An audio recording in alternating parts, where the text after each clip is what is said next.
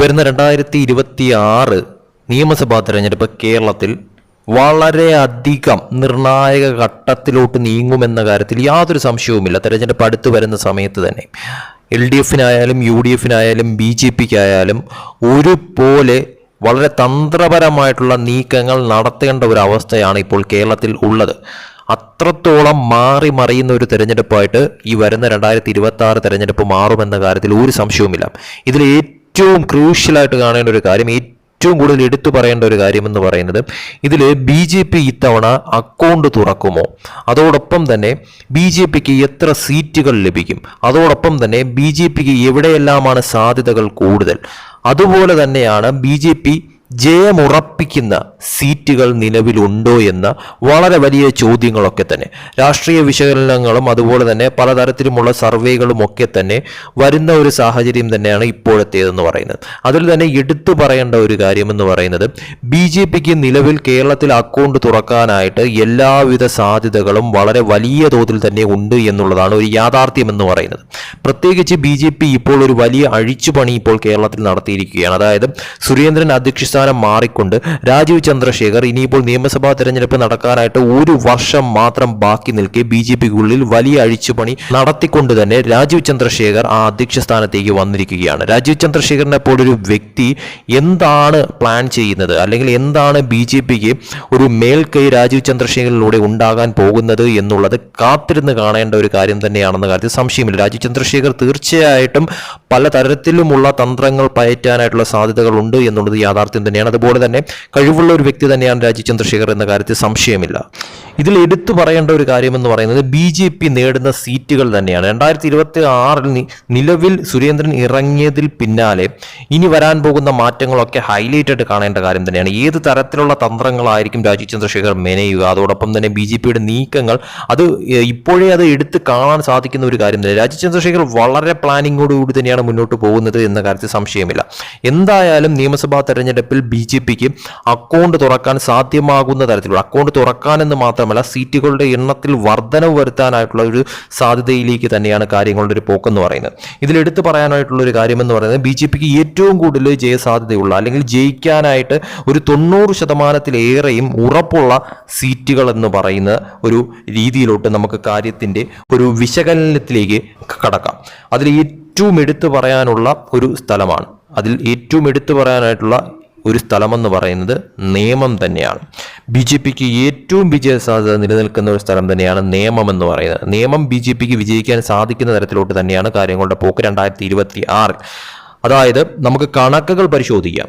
ഈ പറയുന്ന തരത്തിൽ നേമത്ത് 2024 പാർലമെന്റ് തെരഞ്ഞെടുപ്പിൽ ഉണ്ടായിരിക്കുന്ന ഒരു ഓളം ചെറുതൊന്നുമല്ല. രാജീവ് ചന്ദ്രശേഖർ അവിടെ മത്സരിച്ചപ്പോൾ, അതായത് തിരുവനന്തപുരത്ത് രാജീവ് ചന്ദ്രശേഖർ മത്സരിച്ചപ്പോൾ നേമത്തുണ്ടായ മാറ്റം ചെറുതൊന്നുമല്ലായിരുന്നു. ഏകദേശം 22,000-ഓളം വോട്ടുകളുടെ ഡിഫറൻസ് ആണ് BJP ഒന്നാം സ്ഥാനത്ത് നേമത്ത് അവിടെ എത്തിയത്. അവിടെ തരൂരിനെ പിന്നിലാക്കിക്കൊണ്ട്, അതായത് 22,000 വോട്ടുകളുടെ ഡിഫറൻസിൽ അവിടെ രാജീവ് ചന്ദ്രശേഖറിന് ഒന്നാം സ്ഥാനത്ത് എത്താൻ സാധിച്ചു എന്ന് പറയുന്നത് ചെറിയൊരു വോട്ട് ഡിഫറൻസ് അല്ല എന്നുള്ളത് വാസ്തവമാണ്. പാർലമെന്റ് ഇലക്ഷൻ അല്ല വരാൻ പോകുന്ന നിയമസഭാ തെരഞ്ഞെടുപ്പ് എന്നുള്ളത് വാസ്തവമാണ്. പക്ഷേ എങ്കിൽ പോലും BJPക്ക് ഏറെ സ്വാധീനമുള്ള അക്കൗണ്ട് തുറന്ന ഒരു സ്ഥലമാണ് നിയമം എന്ന് പറയുന്നത്. അതുകൊണ്ട് തന്നെ അവിടെ BJPക്ക് 2026 ആ അക്കൗണ്ട് വീണ്ടും തുറക്കാനായിട്ടുള്ള സാധ്യതകൾ വളരെ കൂടുതൽ തന്നെയാണ് എന്ന കാര്യത്തിൽ സംശയമില്ല. അതിൽ എടുത്തു പറയാനുള്ള ഒരു കാര്യമെന്ന് പറയുന്നത്, സ്ഥാനാർത്ഥി കൂടി കണക്കിലെടുത്തുകൊണ്ട് തന്നെയാണ്. ആരെങ്കിലും നിന്നിട്ട് കാര്യമില്ല, അത് വാസ്തവമാണ്. എങ്കിൽ BJPക്ക് 2021 ഫലം തന്നെ ചിലപ്പോൾ 2026 സംഭവിക്കാം. പക്ഷേ അവിടെ BJPക്ക് വിജയസാധ്യത കൂട്ടുന്ന ഒരു കാര്യമെന്ന് പറയുന്നത്, അവിടെ നിർത്തുന്ന സ്ഥാനാർത്ഥി തന്നെയാണ്. ഏറ്റവും എടുത്തു പറയാനുള്ളത് രാജീവ് ചന്ദ്രശേഖറിന്റെ പേര് തന്നെയാണെന്ന കാര്യത്തിൽ സംശയമില്ല. രാജീവ് ചന്ദ്രശേഖർ ഈ പറയുന്ന നിയമ മണ്ഡലത്തിൽ നിൽക്കാനായിട്ടുള്ള, അവിടെ സ്ഥാനാർത്ഥിയായിട്ട് നിൽക്കാനായിട്ടുള്ള സാധ്യതകൾ വളരെ വളരെ കൂടുതലാണ് എന്ന കാര്യത്തിൽ ഒരു സംശയവുമില്ല. അങ്ങനെയാണ് സംഭവിക്കുന്നതെങ്കിൽ, അതായത് രാജീവ് ചന്ദ്രശേഖർ നിയമം മണ്ഡലത്തിൽ നിന്ന് ഈ വരുന്ന അസംബ്ലി തെരഞ്ഞെടുപ്പിൽ മത്സരിക്കുന്ന തരത്തിലോട്ട് കാര്യങ്ങൾ നീങ്ങിക്കഴിഞ്ഞാൽ ഉറപ്പിച്ച് പറയാൻ സാധിക്കുന്ന ഒരു കാര്യം തന്നെയാണ്, അവിടെ BJPക്ക് വിജയസാധ്യതകൾ വളരെയേറെ കൂടുതലായി മാറും എന്ന കാര്യത്തിൽ ഒരു സംശയവുമില്ല. ആ സീറ്റ് BJP പിടിക്കുന്ന തരത്തിലോട്ട് വരെ കാര്യങ്ങൾ മാറുമെന്ന കാര്യം ഉറപ്പാണ്. അങ്ങനെ സംഭവിച്ചു കഴിഞ്ഞാൽ അങ്ങനെ BJPക്ക് ഒരു സീറ്റ് ഏകദേശം 90%-ലേറെയും വിജയിക്കാൻ സാധ്യതയുള്ള ഒരു സീറ്റായിട്ട് നേമം സീറ്റ് മാറിയിരിക്കുകയാണ്. രാജീവ് ചന്ദ്രശേഖർ തന്നെയാണ് അവിടെ ഒരു സ്ഥാനാർത്ഥിയായിട്ട് നിൽക്കുന്നതെങ്കിൽ. ഇനി രണ്ടാമതൊരു സീറ്റ് എന്ന് പറയുന്നത് കായംകുളമാണ്. കായംകുളത്ത് നമുക്കറിയാം, ആലപ്പുഴയിൽ കഴിഞ്ഞ 2024 ശോഭാ സുരേന്ദ്രനാണ് അവിടെ മത്സരിച്ച സ്ഥാനാർത്ഥി എന്ന് പറയുന്നത്. അവിടെ ഉണ്ടായ ഒരു മാറ്റം ചെറുതൊന്നുമല്ല, വളരെ വലിയ തോതിലുള്ള ഒരു അട്ടിമറിയാണ് അവിടെ നടന്നിരിക്കുന്നത്. ശോഭാ സുരേന്ദ്രന് വിജയിക്കാൻ സാധിച്ചില്ലെങ്കിൽ പോലും വോട്ടുകളിലുണ്ടായ വർധനവ് പലയിടത്തും വളരെ വലിയ തോതിൽ LDFനും UDFനും തിരിച്ചടിയായ കാര്യം തന്നെയാണെന്ന കാര്യത്തിൽ സംശയമില്ല. ശോഭാ സുരേന്ദ്രൻ മിന്നും പോരാട്ടമായിരുന്നു ആലപ്പുഴയിൽ കാണാൻ സാധിച്ചത്. അതിൽ എടുത്തു പറയാനുള്ള ഒരു സ്ഥലമെന്ന് പറയുന്നത് കായംകുളമാണ്. കായംകുളത്ത് സംഭവിച്ച മാറ്റം എന്ന് പറയുന്നത് ചെറുതൊന്നുമല്ല എന്നുള്ളത് വാസ്തവമാണ്. അതായത് കായംകുളത്തെ കണക്ക് പരിശോധിച്ച് കഴിയുമ്പോഴത്തേക്കും മനസ്സിലാവുന്ന ഒരു കാര്യമെന്ന് പറയുന്നത് ശോഭാ സുരേന്ദ്രന് ഉണ്ടായ ഒരു മുന്നേറ്റം അത്രയ്ക്കും അതിഗംഭീരമാണ് എന്ന് തന്നെയാണ്. അതിൽ എടുത്തു പറയേണ്ട ഒരു കാര്യമെന്ന് പറയുന്നത്, കായംകുളം എന്ന് പറയുന്നത് LDF കോട്ടയാണ്. LDF MLA ഉള്ള സ്ഥലമാണ്. അവിടെ LDF മണ്ഡലമാണ്. ആ LDF മണ്ഡലമായിട്ടുള്ള കായംകുളത്ത് LDF 3-ാം സ്ഥാനത്ത് പോയിരിക്കുന്നു ഈ കഴിഞ്ഞ പാർലമെന്റ് തെരഞ്ഞെടുപ്പിൽ എന്നുള്ളതാണ് വാസ്തവം എന്ന് പറയുന്നത്. അതായത് LDFിൽ നിന്ന് മത്സരിച്ച ആരിഫ് 3-ാം സ്ഥാനത്താണ് കായംകുളത്ത് വന്നത്. അതായത് 48,020 വോട്ടുകളാണ് അവിടെ ആരിഫിന് ലഭിച്ചത്. അതേസമയം 1-ാം സ്ഥാനത്ത് നിൽക്കുന്ന KC വേണുഗോപാലിന് 50,216 വോട്ടുകളാണ് കായംകുളത്ത് ലഭിച്ചത്. അവിടെ 2-ാം സ്ഥാനത്തെത്തിയിരിക്കുന്നു ശോഭാ സുരേന്ദ്രൻ. അതും ചുരുങ്ങിയ വോട്ടുകളുടെ ഡിഫറൻസ്. KC വേണുഗോപാലും ശോഭാ സുരേന്ദ്രനും തമ്മിൽ ചുരുങ്ങിയ വോട്ടുകളുടെ ഡിഫറൻസ് മാത്രമേ അവിടെ സംഭവിച്ചുള്ളൂ. അതായത് 48,775 വോട്ടുകൾ അവിടെ ശോഭ നേടി 2-ാം സ്ഥാനത്ത് നിൽക്കുന്നു. അതായത് വെറും 1000 വോട്ടുകളുടെ ഡിഫറൻസ് മാത്രമേ KCയും അതുപോലെ തന്നെ ശോഭയും തമ്മിൽ വന്നുള്ളൂ. അവിടെ LDFന്റെ കോട്ട അല്ലെങ്കിൽ LDF MLA നിലവിലുള്ള സ്ഥലത്ത് LDF 3-ാം സ്ഥാനത്തേക്ക് പിന്തള്ളപ്പെട്ടിരിക്കുന്നു എന്നുള്ളതും ഹൈലൈറ്റ് ആയിട്ട് കാണേണ്ട ഒരു കാര്യം തന്നെയാണ്. അതുകൊണ്ട് തന്നെ തീർച്ചയായിട്ടും 2026 നിയമസഭാ തെരഞ്ഞെടുപ്പിൽ കായംകുളം കോൺസെൻട്രേറ്റ് ചെയ്തുകൊണ്ട് തന്നെയാണ് നിലവിൽ ശോഭാ സുരേന്ദ്രൻ അവിടെ നിൽക്കുന്നത് എന്ന കാര്യം വ്യക്തമാണ്. അത് മാത്രമല്ല, കായംകുളത്ത് ഈ ഇടയായിട്ട് പല തരത്തിലുള്ള അട്ടിമറികൾ സംഭവിക്കുന്നുണ്ട്. ഈ പറയുന്ന ഇടതുപക്ഷം വിട്ടുകൊണ്ട് തന്നെ അവിടെ BJPയിലേക്ക് ചേക്കേറുന്നവരുടെ എണ്ണം ദിനം പ്രതി കൂടി വരുന്നതായിട്ടുള്ള വാർത്തകൾ തന്നെ പുറത്തു വരുന്നുണ്ട്. അവിടെ ശോഭാ സുരേന്ദ്രൻ അവിടെ ഉറപ്പിച്ച രീതിയിൽ തന്നെയാണ് നീങ്ങുന്ന രീതിയിലോട്ടാണ് കാര്യങ്ങൾ ഇപ്പോൾ വ്യക്തമാകുന്നത്. അതായത് ഈ വരുന്ന 2026 നിയമസഭാ തെരഞ്ഞെടുപ്പിൽ ശോഭയാണ് അവിടെ സ്ഥാനാർത്ഥിയായിട്ട് നിൽക്കുന്നതെങ്കിൽ ഒരു അട്ടിമറി വിജയം അവിടെ നേടിയെടുക്കാനായിട്ട് ശോഭാ സുരേന്ദ്രന് സാധിക്കുന്ന തരത്തിലോട്ട് കാര്യങ്ങൾ മാറി മറിയുമെന്നുള്ളത് ഏകദേശം ഉറപ്പാണ്. ഒരു 90%-ലേറെയും അവിടെ ശോഭയാണ് സ്ഥാനാർത്ഥിയായിട്ട് നിൽക്കുന്നതെങ്കിൽ ആ സീറ്റ് പിടിച്ചെടുക്കാൻ സാധിക്കുന്ന തരത്തിലോട്ട് കാര്യങ്ങൾ മാറും. അങ്ങനെ നോക്കിക്കഴിഞ്ഞാൽ BJPക്ക് ഉറപ്പുള്ള 2 സീറ്റുകളായിട്ട് കാര്യങ്ങൾ മാറും. അതായത് ഒന്ന് നേമവും അതുപോലെ തന്നെ രണ്ടാമത്തേത് കായംകുളവുമായി മാറുമെന്ന കാര്യത്തിൽ യാതൊരു സംശയവുമില്ല. ഇതിൽ ഏറ്റവും എടുത്തു പറയേണ്ട ഒരു കാര്യമെന്ന് പറയുന്നത്, ഈ കഴിഞ്ഞ പാർലമെന്റ് തെരഞ്ഞെടുപ്പ് കണക്ക് നോക്കുമ്പോഴത്തേക്കും ഏകദേശം 11ഓളം മണ്ഡലങ്ങളിൽ BJP 1-ാം സ്ഥാനത്താണെന്ന കാര്യത്തിൽ സംശയമില്ല. 8ഓളം മണ്ഡലങ്ങളിൽ BJP 2-ാം സ്ഥാനത്താണ് എന്ന കാര്യത്തിൽ ഒരു സംശയവുമില്ല.